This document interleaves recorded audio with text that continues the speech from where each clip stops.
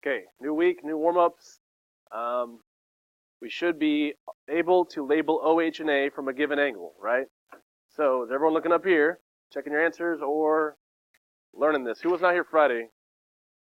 Because, okay, so on number 2, I'll teach you how to do inverse trig, right? Everyone's looking up here on number 1. So you should have labeled from what angle? What's the angle I'm starting from here? Okay, it's never 90. It's the other one they give you, so 56. Label OH and A. So does everyone know how to do OHA? Because if not, I want to teach you right now. Does anyone not know how to do OHA? Okay, so from 56, you labeled across is opposite. Across from 90 is hypotenuse. And adjacent is your last one. Let's cross out the one I don't need. Which one do I not need? Okay, so let's cross out H. And now I have O and A. So let's remember, taking a super soaker to a crusty toe over here, right? SOHCAHTOA, OA is TOA. T stands for tangent or tan, right? So everybody's written down tan. Tan what? How many degrees is the angle? Okay, sure? So you wrote that down already? Where?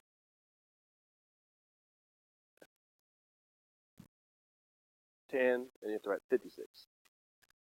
Yeah. Equals,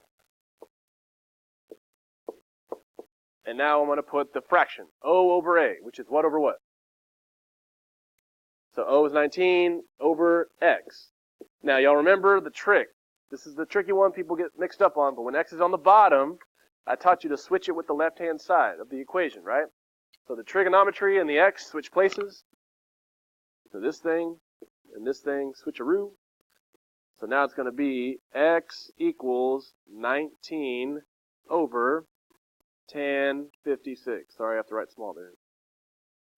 19 divided by tan 56, right? So when I go into my calculator to type this in, 19 divided by tan 56. This is regular trig, not inverse, okay? Now, first period, I had someone ask me why they got a different answer. So let me remind you, up here, does yours say DEG for degree? Okay? You'll get the wrong answer if you don't have the right mode. So let me remind you about the mode of your calculator. You press 5 for settings, 2 for document settings, and this second one should say degree, and you make it the default, okay? So back to where we were. How do I get back to where we were? There we go. All right, so 12.82 if I round it. And whatever the units are for X. Okay, so X equals 12.82. Cool? Any questions on number 1? Did anyone get anything different?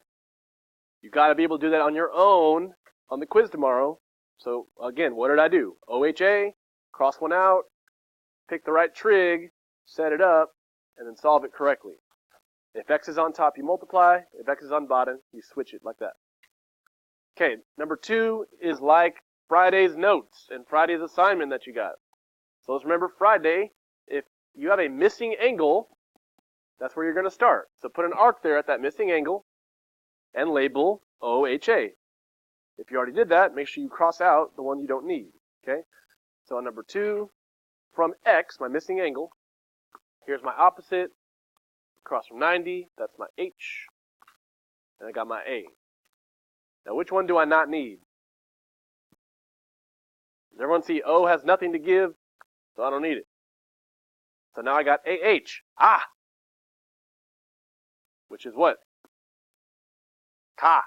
Cosine, right? C stands for cosine. Looks like cos, but it's cosine, right? Everyone's getting this down? Getting it down? So, since it's cosine, I'm going to write COS. And what's the angle? So, the X is missing.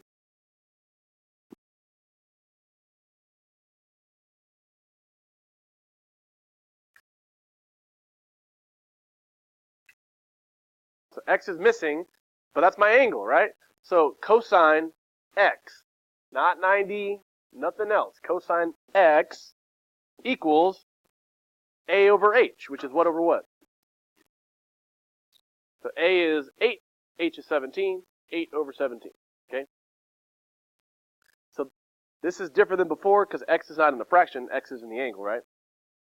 So here's what we learned. I'm going to teach you the shortcut, though on the notes that I did the long way first. When you need to get x by itself, the trig cosine needs to go away. So what you can do is you can take that cosine, bring it to the other side, but when it goes to the other side, it becomes what we call inverse. It gains a little -1 on it, okay? So here's how I would write it. X equals, so the cosine's gone now, but now the cosine's on the right side with a little -1. And again, everyone knows that means cosine inverse. Cosine inverse, and what over what? 8 over 17. I don't know. Hey, you got that. So you got to write your second step, though, right? So cosine inverse, 8 over 17. Now, does everyone remember, in our calculators, when you hit trig, this bottom row has all the inverses. So you don't have to type the -1. It's just part of it. Cosine inverse, 8 over 17, 61.93 when we round it.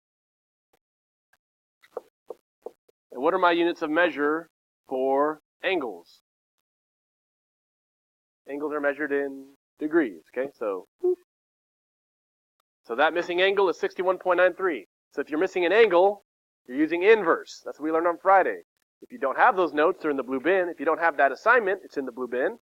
But right now, we're going to finish the trig assignment from, was it Wednesday or Thursday? And then the inverse trig assignment from Friday. I need you to finish those two first. Turn them in. Okay? When you're done, is everyone looking at me?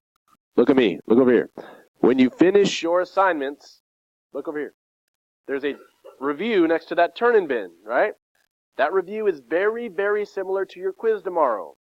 So if you at least take it and at least look at the answers that I posted on the wall, or maybe even watch the YouTube video that I recorded this morning where I went over it, that would help you realize that we've done all this and you can do it. And that's your practice.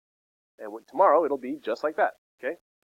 So everyone's finishing 2 assignments, finishing the review. You're going to keep the review, bring it tomorrow, turn it in before the quiz, okay? And then we have a test on Thursday. We'll have time to review for that after the quiz, and then on Wednesday. All right.